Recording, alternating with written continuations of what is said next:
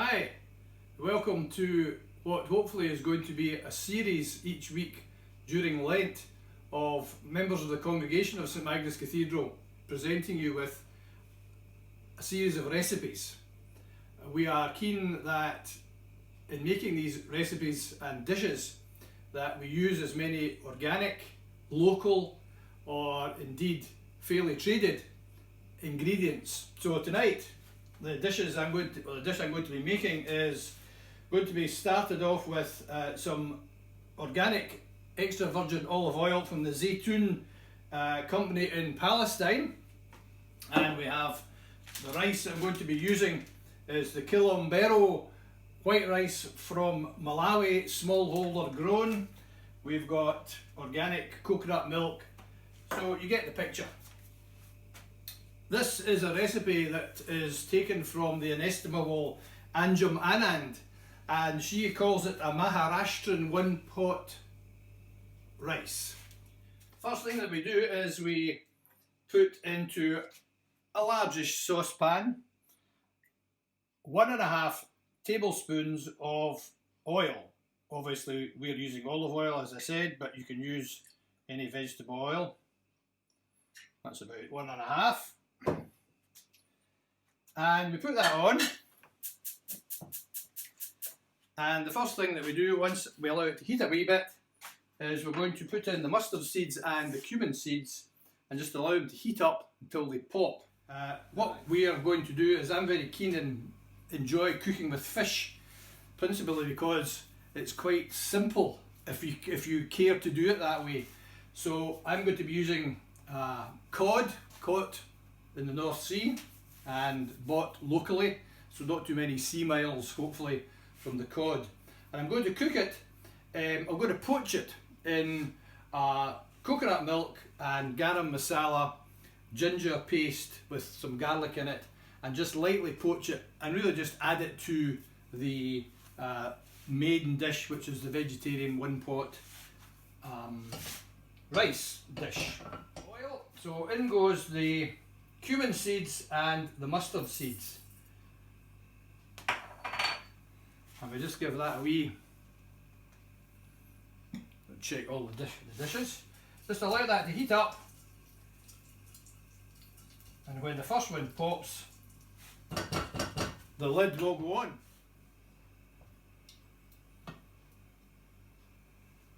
So here we are, the mustard seeds have begun to pop. I'm told that because this is a deeper pan it shouldn't spark so much as it does in a flatter frying pan. Believe that if I see it. So once you've done that, your next ingredient to go in is the onions. So you're really just sweating off the onion in the pan until it's golden, and then we put in the garlic. It can be garlic powder, as I said, or garlic, chopped garlic, and the paste with the garlic and the ginger, which will liven things up quite nicely. And we also put in our coconut and the masala.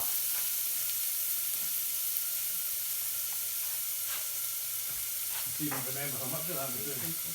A teaspoonful of the masala. That goes in there too. So we stir around.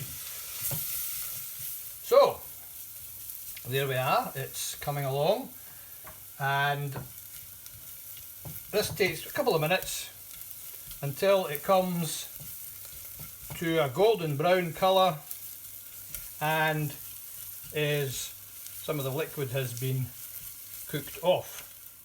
Okay, so that's come along a treat, and the next thing we do is we add the drained rice and we stir fry that in together just to give it a bit of flavour and body for a couple of minutes.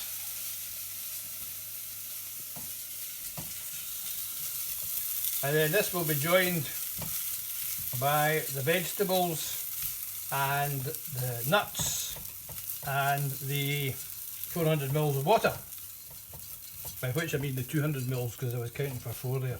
200 mils of water. It's all on the recipe page. Worry not. I'd better give you a Nigella Lawson look at that place, at the mistake I made. It's 200 mils, not 400 mils of water. So anyway, so we go on with the peas and the carrots, grated carrots, and the kale, which we have been growing for several years with mixed results. Anyway, the other thing we'll be putting in is the water. That goes in last, and just keep that going. And of course the cashew nuts, which go in, you can have them whole, or you can half them, or you can crush them. And then finally at this point the curry leaves, which as I say, dried curried leaves, so they go in as well. Now we've got plenty of liquid in so that they don't burn or dry out entirely, and they will absorb some of the liquid and release their flavours, or so I'm told. So meantime I've got about half a tin of coconut milk, plus a bit of garam masala, some garlic and ginger paste, and we've brought the liquid to the boil in this wee frying pan. We've just slapped in a cod steak. This is about 300 grams, so we don't want, it's not necessarily a proper portion, because the main thing of course is the rice dish. So I'm just going to poach this lovely piece of fish. I think I said at the beginning that one of the great things about fish in Orkney is it's so fresh and it's so good, and there's such a range of it that to go over fancy cooking or sauces and all that kind of stuff is perhaps just detracting from the quality of the fish. So I was always told that if you keep it simple, steam it, just have it, and just allow the quality of the fish to speak for itself. So we'll leave that there. We'll just cover that with this lid so that it doesn't all over cook, and turn it right down. No, turn it off. In fact, so it doesn't overcook the fish, because again, good quality fish like this doesn't need too much cooking. Simple ways of doing it. Okay, so we've got the rice. I'm just going to check that it's been done. Take off the lid just for a couple of minutes, just let any excess moisture evaporate, and that's us just about there. I've got the fish is cooked, and the last thing we do is we put in a squeeze of lemon, and then the last nearly coriander leaves, just to give it a last little bit of green kick. Just fold them in. The wonderful smell of coriander wafting up. Right, now, so I've got the plates heating in the oven and the fish warming. I've flaked the fish, and that'll just simply go on top of the rice.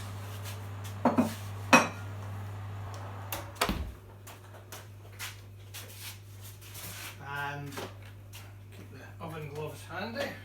Remember to put them on.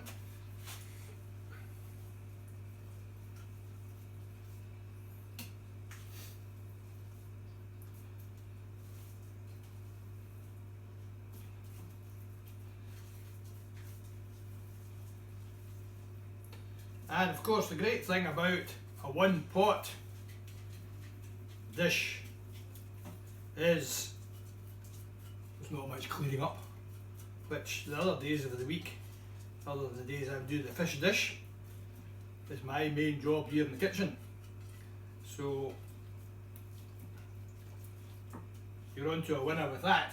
So last wee thing, I'm just going to perhaps get a bigger spoon out and just add, this is almost like you would do in a kedgeree, large flakes of the fish cooked in the mix of the coconut milk and the garam masala, the garlic and the ginger. Let's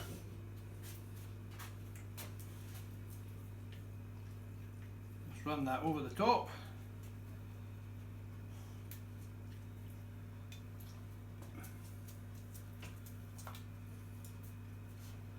And voila!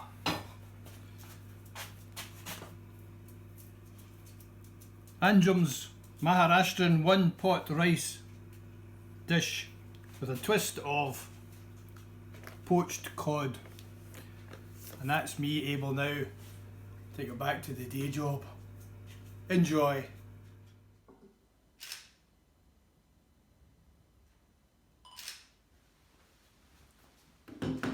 Well, there we go.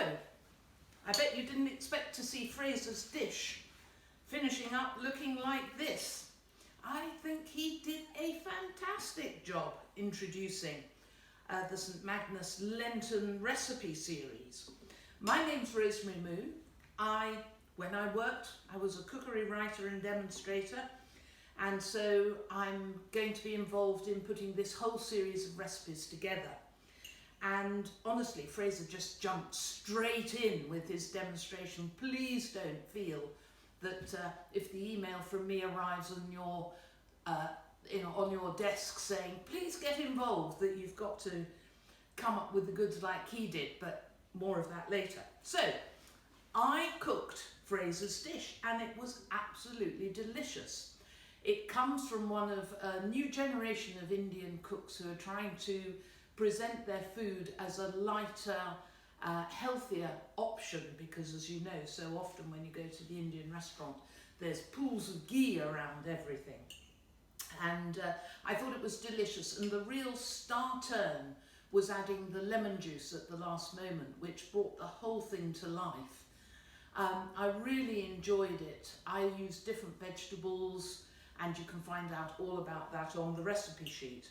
It was 2 generous portions, and we had ours with some of Donaldson's delicious cold spiced beef.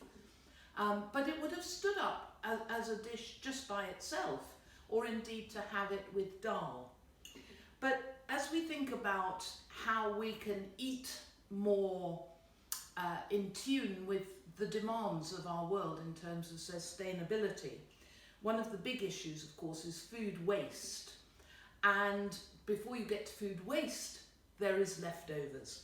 And so I kept a bit of the gorgeous one-pot rice back, and I've made this little patty from it.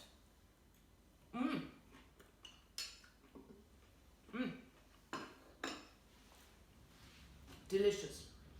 Eating on the camera is not a good thing, but it shows that I really am enjoying it. I literally just took a little ball of the rice, egg and breadcrumbed it, the end of a crust of bread that was looking a little bit past its sell-by date, so I made it into breadcrumbs. And the first egging helped the rice mixture to stay together, and so the second egg and breadcrumbing made the coating, and I just fried that in a little bit of oil. And this is just some yogurt on the side. Patties, they're so out of fashion, and they should so be back in fashion, because really you can turn all those scraps that you've got in the fridge into another meal. I've worked at home being self-employed for 40 years, and so coming up with quick lunches has always been something that I've been looking for. But during the COVID pandemic, so many more people have been working at home, and the demands for quick lunches have been more and more. So leftovers like this, really good. When you reheat rice, you must do it quickly.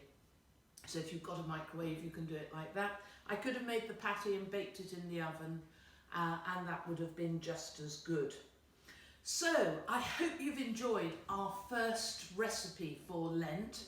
I think for so many of us who enjoy cooking and enjoy, if you like, sharing the love through cooking for our friends, our neighbours, a year of lockdown and not being able to entertain has been really hard, because it's one of the great ways of socialising and sharing. And I think that having a few new recipe ideas that make us stop and think about how we use the ingredients is going to be a really good venture during Lent. So next week I've raided my old video archive and I've got a lovely couscous salad to share with you with a friend of mine, and I hope you're going to enjoy that. And I hope you might feel that you'd like to get involved in this project. And if you would, please email me at rosemary@rosemarymoon.com, all one word. Please email me, because if you don't, I might email you. Well, cheers, Fraser. You really have got us off to a good start. See you next time.